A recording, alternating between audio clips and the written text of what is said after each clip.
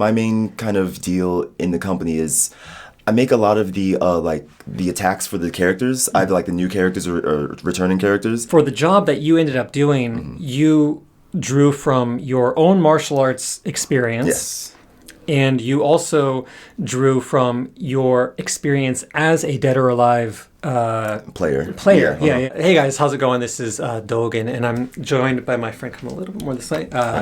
Jason, or do you want to use your Supersonic? Jason's fine. Supersonic, yeah, either way is fine. Okay, so we made 2 videos a long time ago. Wait. We used to both do martial arts tricking, and then we kind of became friends later at the university that I used to work at, APU, where Jason was a student as well. So then we made a couple YouTube videos together. I'll put links in the description below. But Jason currently works at a Japanese video game company. And as a YouTuber in Japan, I get a fair number of questions from people who say things like, it's my dream to move to Japan and work at like a Japanese video game company. Do you have any information on this? And obviously I don't, because I'm self-employed. I do the YouTube thing. But Jason has a lot of experience in this field. So today I'm going to kind of interview him for about 45 minutes, and we're just going to try and learn as much as we can from his current job, I guess, work experiences. After graduating from APU, yes, what is like the short digest from how you went from graduating from AP, or maybe give like a 1-minute backup story to how you ended up at APU to begin with? Ooh, okay, that's an interesting one. Because most people, when they come to Japan, they graduate from university first, and then they do like the JET program, like what I did. Exactly, yeah. So maybe just like 2 or 3 minutes. Yeah, sure. Up until how you arrived at the company you currently work at. Cool. Wow, okay, so yeah, let's go ahead and give the cliff notes of this. So basically what happened was I was in Georgia, right? I was going to school at Georgia State University. And it's actually funny. I was taking some Japanese classes there too, actually. And then I was actually trying to go to Osaka first because there was like a special exchange. But sadly, I think I needed to have JLPT in 3 to go. And it was just like the timing, I wasn't able to get it. So I was like, all right, I'll just go ahead and wait for the next one. So I was in the language center just talking to some friends, and then just randomly, one of the people overheard that I was trying to go to Japan. And they're like, actually, there's this one more place that's actually still open for exchange students. And it's in a place called Oita. Just after a couple of calls, a bunch of like, just flipping stuff around. Finally, I was able to somehow eke my way over to Japan to do this year-long exchange student program. So after that, like around the 7 months into that year-long exchange program, I was like, you know what? I like it here. I'm going to stay. So I did. I went ahead and went through the process of trying to just transfer completely over to this school. They explained to me everything like, all right, if you transfer over, you're going to lose all of your exchange credits. I'm like, well, I don't need them anyway. Go, just have them. So did that, exchanged over, then graduated from APU in about 3 years. And, and then so like while I was doing that, I was thinking, well, while I'm in Japan, let's try job hunting. Worst case scenario, I don't find a job, I go back to America. And so through that, which is a whole nother adventure, wound up actually getting the job I have now at the game company. Sweet. I'm going to ask you a couple questions that I think people might have about a few steps in that process. Gotcha, yeah. So you were going to a normal university in the States. Yes. And then you switched into an exchange program that was sponsored by that university. Yes, in part, yeah. Okay. Or it was set up through your university? Yeah, exactly. Because there was actually another sponsorship as well. I think at the time it was called Global Links. Okay. And they were it was like a collaboration kind of deal. Okay. So, yeah. And then so you came to APU, Ritsumeikan Asia Pacific University is the name of the university. You came as an exchange student, and 7 months into your exchange, you decided that you wanted to transfer to APU. Yes. Yeah, I came in as a third year because they allowed me to take my first, basically the 2 years worth of credits and just kind of pack that in. And so from there, basically, I just took credits that went directly towards my major instead of having to take a lot of the filler, like 101 classes and that kind of stuff. APU is one of the few, there's like 5 or 6 universities in Japan that are like this, where you can take classes in both English and in Japanese. So it's possible to not only study in both languages, but you can apply to the university in both languages as well. So again, one of the things I've talked about in previous videos is that up until this point, the basic process path that people would take to end up living in Japan is they would graduate from university in the States and then do like the JET program or teach English in Japan after getting their degree. And do that for a couple years, maybe 3 or 4 years, and maybe do something like translation or something like that after that. But APU is one of the few places where you can go like directly after high school. After you graduated, what happened? Did you go to immediately to that company or? So yeah.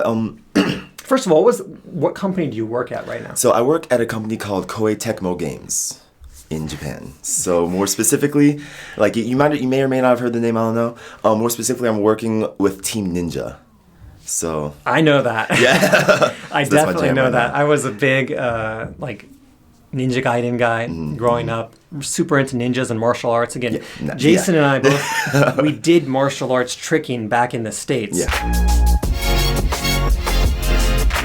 I mean, there's many different veins of like otaku. Yeah, exactly, right? we were kind of more along like the anime is cool, but I want to like learn how to do the anime. Exactly. Oh, and that's actually part of like we'll get into that later, but that's part of why and how I got my job. Interesting. Because of that whole thought process of like in my head I'll just play fight scenes over and over and over of all kinds of things. But yeah, we'll get into that later, I suppose. Okay. So currently making or developing, I don't know if you're currently developing, but the company that works on Dead or Alive and Nioh and what did you say, the Ultimate? Marvel Ultimate Alliance 3. That was the first project actually when I went to that company. Interesting. Yeah.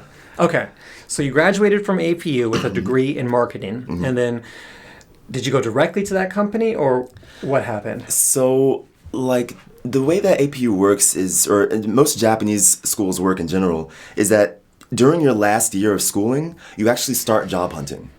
And so unlike in at least America, where you're expected to kind of do everything on your own, in Japan, there's kind of like a set job hunting season. Yeah. And it's meant to like funnel you into the company at a certain point, like generally speaking in April, the head of April. So what happened was during my last year, I started, just job hunting. I looked at a bunch of different places. Naturally, I was looking for a bunch of game companies and whatnot. Yeah. But just kind of went through that grind. So that way, when I did graduate, I had the job basically lined up for me. Oh, okay. Yeah. So like by the time I graduated, it was like, all right, cool. In April, you're gonna be funneled into this job now. Okay, so that was the first company you started working at? Yes. After graduating? Yes. Oh, wow. Interesting. For some reason, I thought you had done English. I did. Well, that was the thing. I was doing English teaching during schooling. And, okay. But yeah, and the way that APU works is if you're coming from overseas, you can also, like, normal Japanese graduation time is in February, right? But then overseas, like in America, normal graduation time is in September-ish. June, something like that, yeah. So Summer, exactly. Yeah. So APU has 2 graduation seasons, basically. Yeah, you can graduate at APU at 2 different times depending on when you graduated from high school, basically. Yeah. So in my case, I had graduated from APU, but it was still another 6 months before, like, this work season started. So basically, so you taught English in the meantime. Yeah, exactly. Okay. I just stayed at my English place and just taught more classes since I didn't have to worry about school. Okay, and you had the job waiting for you. Yeah. Wow, interesting. Okay, so now that we know how do you want to talk maybe about the job hunting process a little bit? Oh yeah, sure. I think a lot of people would be interested in that. Because it's one part really cool, one part terrifying and abysmal. Yeah. Because in America, we have this joke of, like, you need to have like 17 years of experience to work anywhere as your first job, right? Like, so which is impossible. But in Japan, they understand that like you're coming fresh out of school, and so they expect you to know nothing. And that's actually kind of how it was okay for me to, even with a marketing degree, apply to certain places and whatnot, because they're like, all right, well, we understand that when you first come in, they don't really grade you on what you know, but your ability to be able to take in new ideas and like learning, I guess.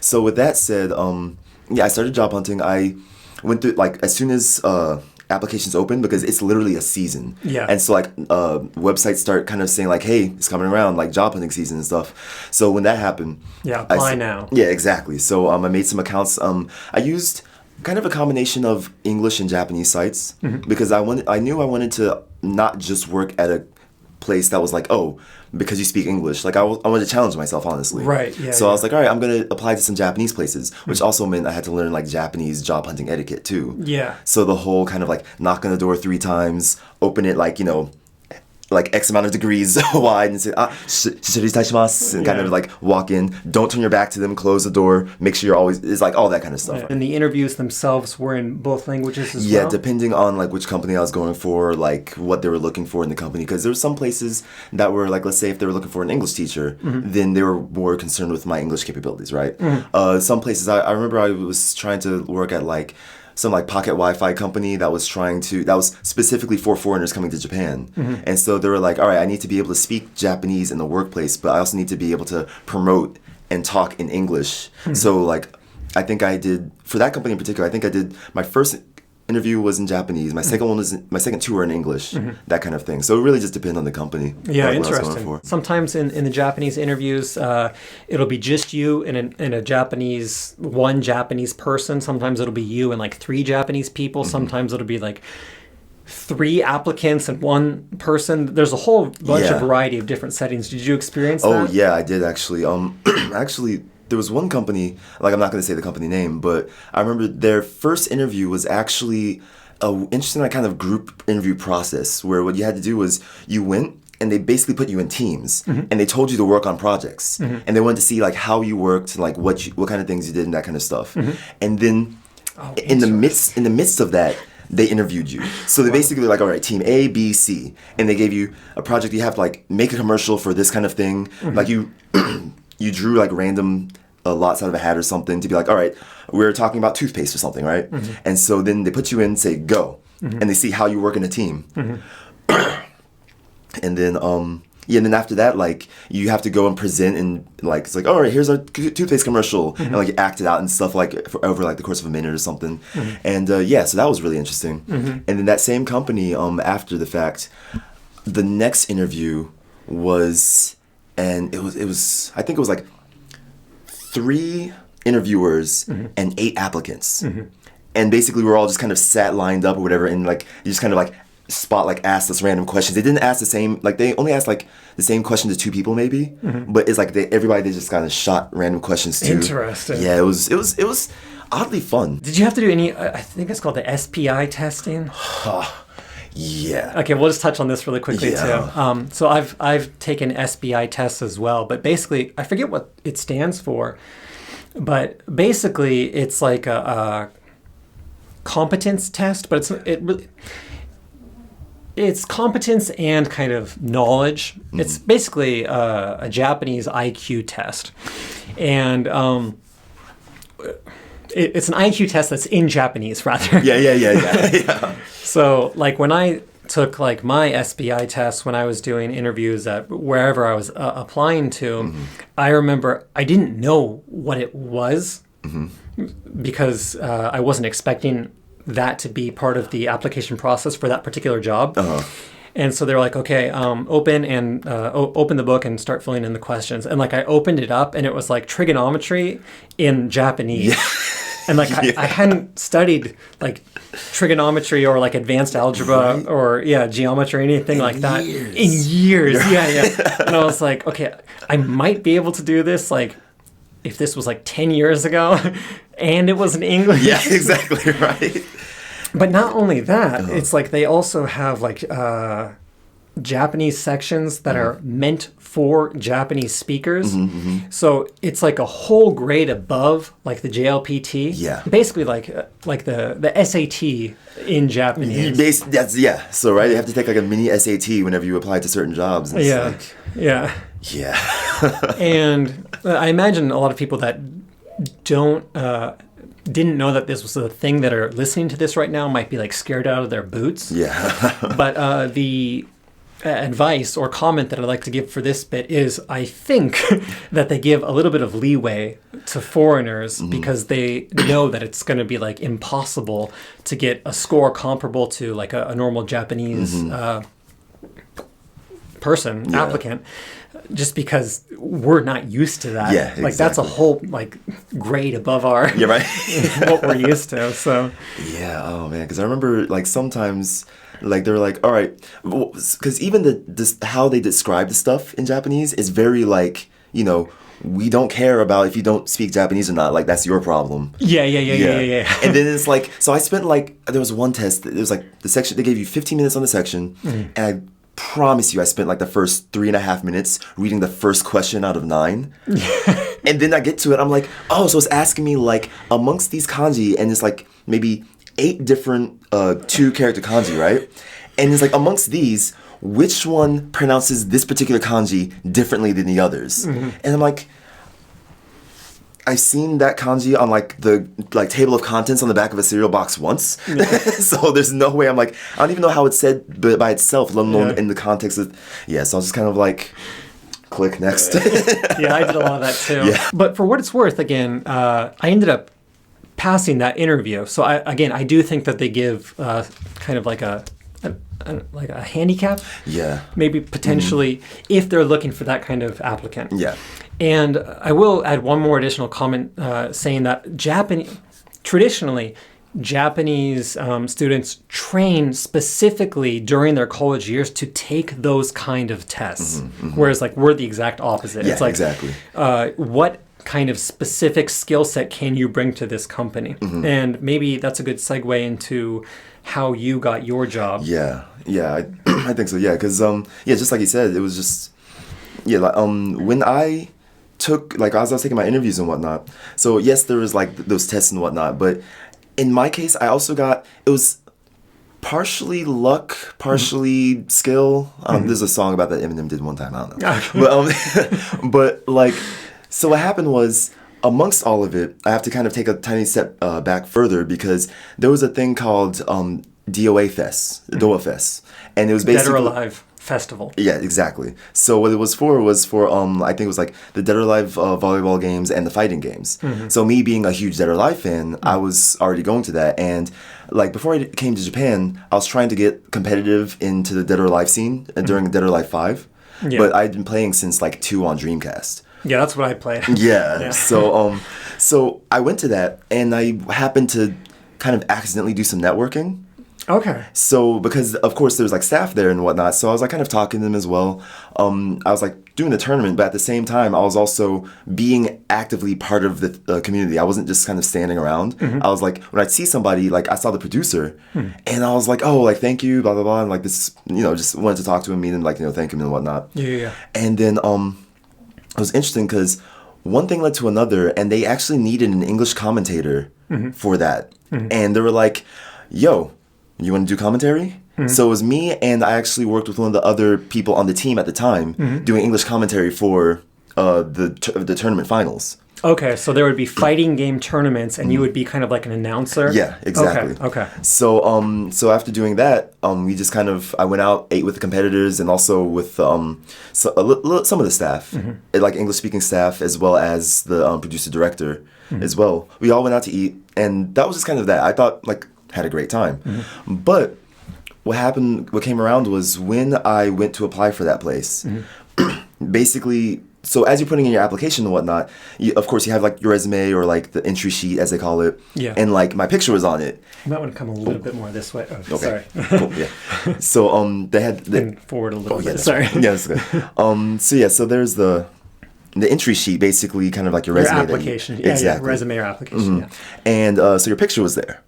And apparently they saw my picture and remembered you. And remembered just like, oh, that's Jason, huh?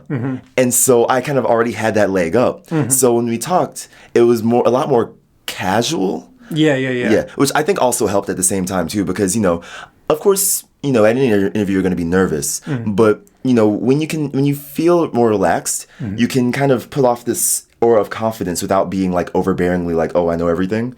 So I was just kind of relaxed. I was like, all right, like, yes, I want to get the job, but at the same time, I'm not sitting there like kind of like sweating and shaking, right? Yeah, in Japan, networking can be a really good way for non-Japanese people, probably Japanese people as well. Yeah, I think so. Yeah, to not have to deal with all the shackles and the rough job hunting system. Yeah, because I mean, like, that's actually one thing my dad always said was, it's not what you know, it's who you know. And that's very important. This one point was like, while I was doing the interview, we're talking about, it's like, oh, what do you like about the game? Like, this and that.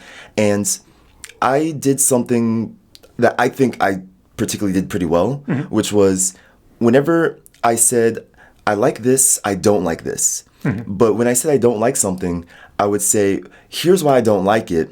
Here's my reasoning around that. And if I were on the team, I would like to change this. Okay. Do you have any concrete examples of that? For example, I was talking about, so Dead or Alive 5 has this like kind of power attack system where like you go into like a special, like kind of the super move of the game. Okay.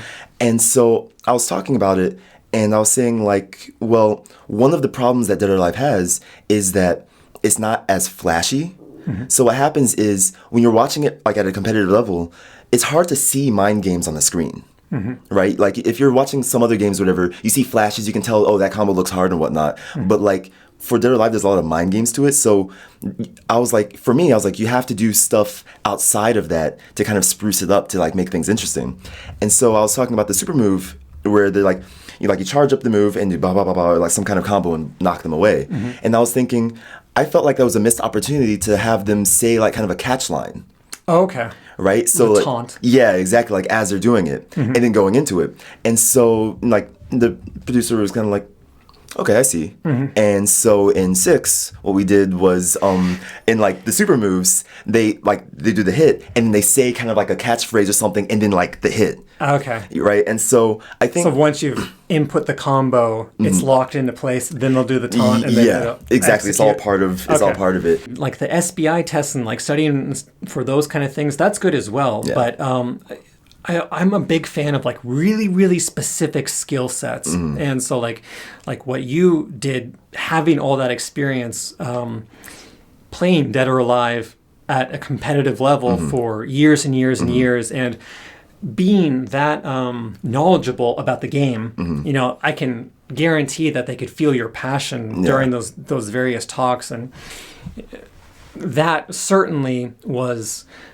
more, I don't know about lucrative, but appealing to them than just like high scores on a paper or something like that. So I want to step back just a second and confirm a couple things. So when you were doing the commentating at the tournaments, this was in Japan. Yes. And this was while you were a student, or was this during like breaks? Yeah. Well, I wasn't at many because particularly in Japan, a lot of the tournaments were just kind of like for Japanese people, but or not for Japanese people. I said that weird. Kind of like directed towards a Japanese audience. Okay. So they didn't see the need to have like English commentators. That would be something that you would do on your own. Maybe like nowadays you'd restream it on Twitch or something and kind of like dull out their noise and talk over it or something like that.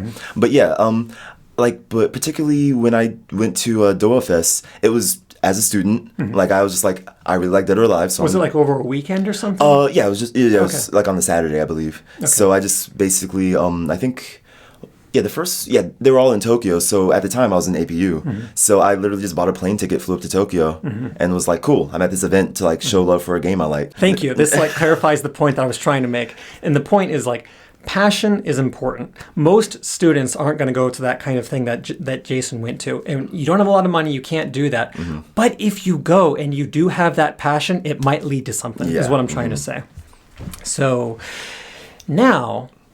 let's talk a little bit about what you currently do within the scope of what you are able to talk about. Okay, yeah. And kind of like how much of your work is like in Japanese, if you use any English at all, and also kind of just like general office environment. Yeah. And like work environment as well. Like, I don't know if you can talk about like your work hours and stuff like that, but yeah, but just like as much as I can. Okay. Of. So so basically, my main kind of deal in the company is I make a lot of the like the attacks for the characters, either like the new characters or returning characters. Generally speaking, like so, there's like teams within the company naturally, there's teams within the company. And of course, so you have like the team that handles, of course, like programmers and stuff. Have the team that handles maybe like UI and that kind of stuff. So yeah, I'm basically on the action side of things. Action side. So basically anything like, let's see, how the characters move and stuff like that. Like, you know, when a new character comes out, a lot of times it's like, all right, Jason, I need you and person X to go ahead and come together and make a move list for this character. And so a lot of times that turns into, like, for example, one of the new characters in the game that came out, Nioh. So when we were making hers or whatever, it was like, all right, her style is Pinkaxalot. And that was just kind of decided. Like, there was a bunch of talks, but it was decided. And then when that was decided, it was like, all right, cool. Now go study that art. And so, yeah, so I had to, you know, I took, you know, time. I took like, you know, a month and a half or so, just legitimately, like, I bought books, I bought DVDs, like, you know, just scouring the internet, like, you know, for like any kind of information and stuff on like how the fighting style works. But then that is so interesting. Oh, it's fun. I'm not gonna lie, it's fun. But at the same time, and like I can't go too deep into it, but there's also like limitations as well.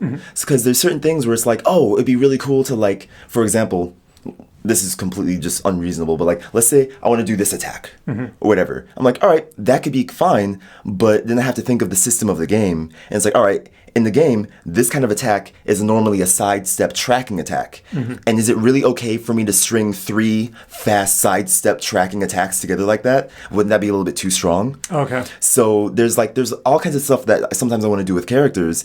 And then like, when we sit down and talk about the actual move list of the character, we're just kind of like, no, that'd be too strong. That would be way too... No, scrap that. And then conversely, sometimes we'll be sitting there and it's like, all right, so in what scenario would you use this attack? Actually, you're right. They already have this move. They already have that. You wouldn't use that at all, would you? All right, let's not even spend the money making that one. So you got to think about the actual aesthetics, the movement themselves. You got to think about I don't even know what the correct term is, kind of like the programmed fighting engine. Yeah, exactly. Like the game balance and stuff as well. The game balance as well. And then you also, what I'm trying to say is that for the job that you ended up doing, you drew from your own martial arts experience. Yes. And you also drew from your experience as a Dead or Alive player. Yeah. And anything else? I mean, obviously, there's a bunch of other things. Oh yeah. But yeah. Kind of like to go back to like the anime thing, and kind of like, you know, how I would literally sit in my like just kind of sit down in my room and just daydream about like, all right, so there was a animator that sadly is no longer with us, Montion. And he made like these really awesome like animations and stuff. I think one of his more famous ones like Dead Fantasy and stuff like that. Oh yeah. He also made like Haloid and stuff. Yeah. And but yeah, like he was a big inspiration to me. So a lot of times I would sit there and just kind of daydream that kind of stuff, just like for like hours at a time. Not hours at a time, but like for just a long time. Yeah. And so because of that, like it kind of helped me in making like some of the characters' moves, like. Because obviously it's like, all right, this character has this punch, this kick, this punch. And so in my head, I'm kind of playing through what would combos look like with that. Like what would like aesthetically and like pragmatically and all that kind of stuff. And so yeah, it's just kind of, so I also drew from like that, just kind of course, we all watch Dragon Ball. All like the whole high speed, like kind of stuff, right? We lived it out. Yeah, exactly. Like, you know, trying to flip around and stuff like that. And yeah, like, that went into a lot of stuff that I was making as well. In fact, like one thing, and this might be kind of a people may or may not care even, but for example, Lei Fong, her Fatal Rush combo, she has one hit where she kind of hits like this. And I specifically made that. Oh, sorry, I'm not sure if you can. So, but she kind of hits like this. Yeah. And I made that because in my mind, it's a yin yang.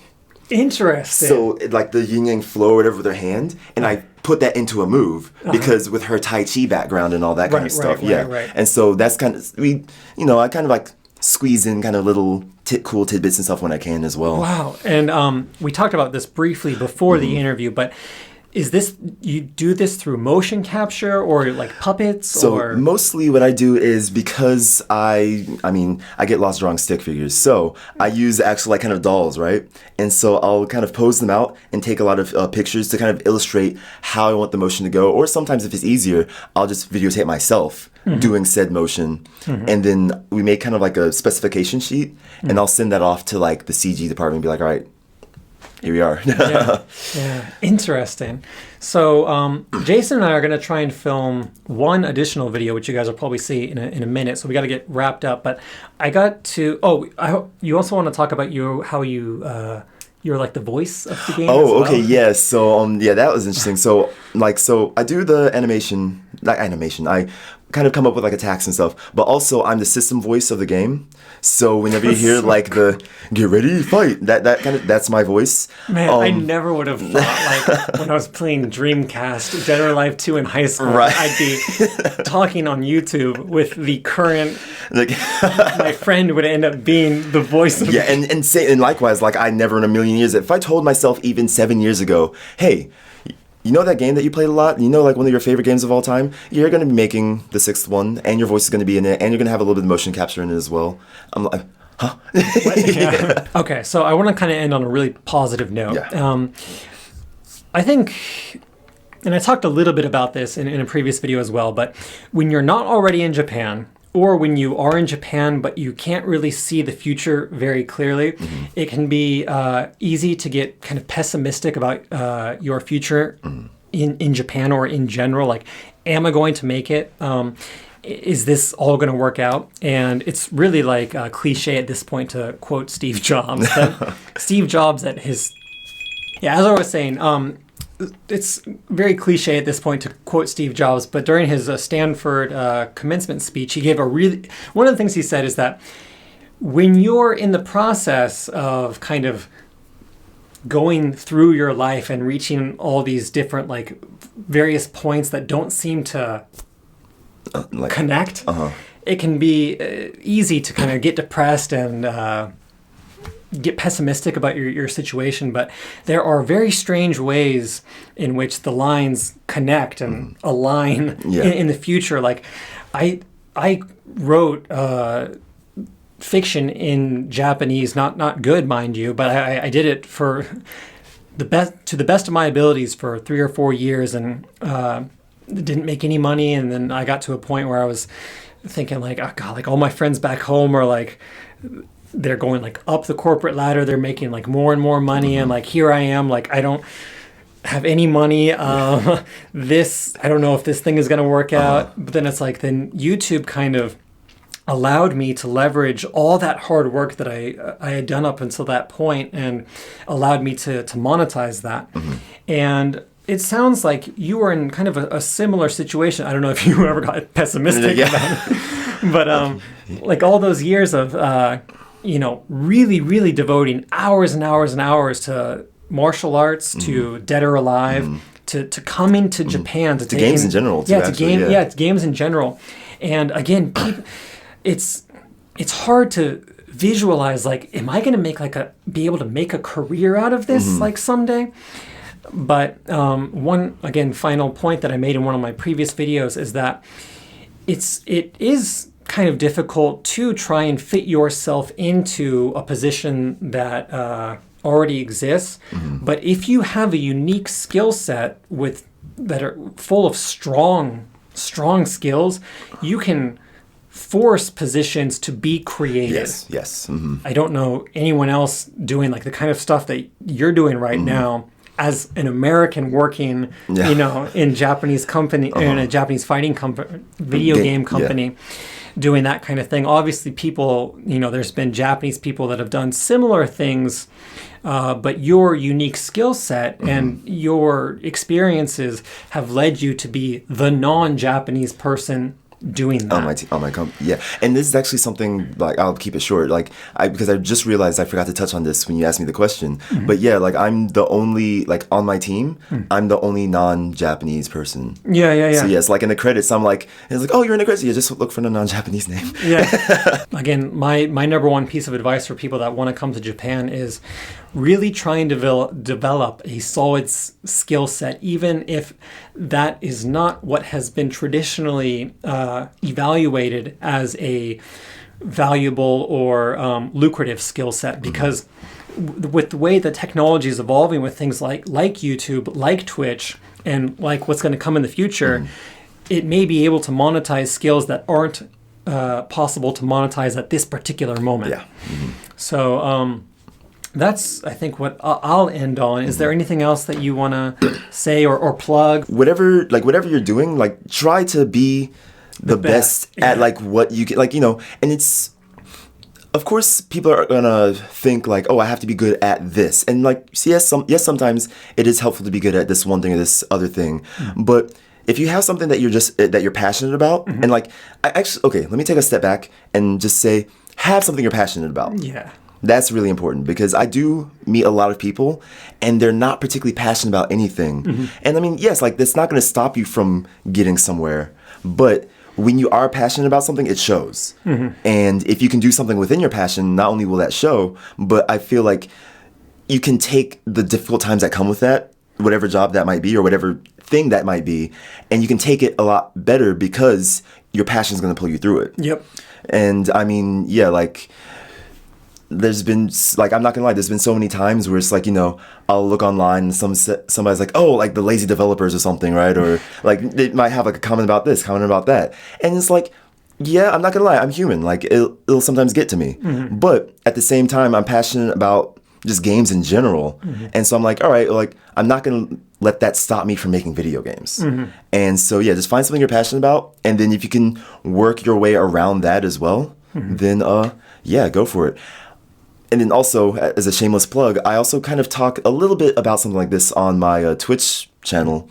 So, yeah. We'll link that below. Cool. Yeah, Supersonic 540. That's basically, yeah, Twitch, Instagram, whatever other Twitter. social... That, yes. Yeah, if you catch me online, feel free to hop into the chat, ask me questions.